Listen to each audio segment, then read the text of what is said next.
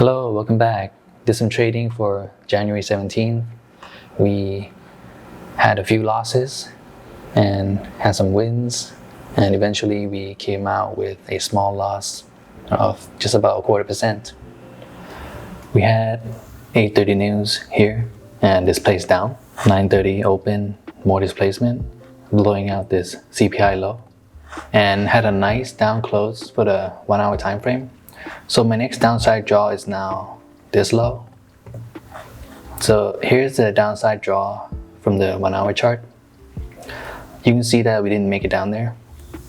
10 a.m. open and immediately we moved up.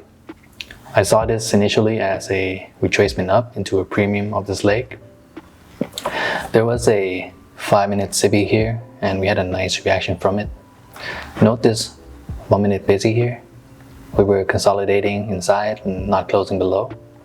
Once we closed below right here, my attention was back at the low here and here. So I took a sell using this 1 minute busy. But this fair value gap was good and we displaced up, taking me out. After this displacement, my draw was now this high and then this SIBI. I went long here inside the range of this 5-minute SIBI, anticipating it to act as inverse fair value gap. But my stop was a little too tight and it wicked me out inside this 1 minute busy here before expanding higher. The long premise was still good, so I went long again using this 5-minute SIBI again, coupled now with this busy. And you can see here that it now works as inverse fair value gap. And I took my profit here at the CE of this 5-minute SIBI. Then we had another leg of displacement up. After this busy was formed, I look at these equal highs and I used this busy to get long.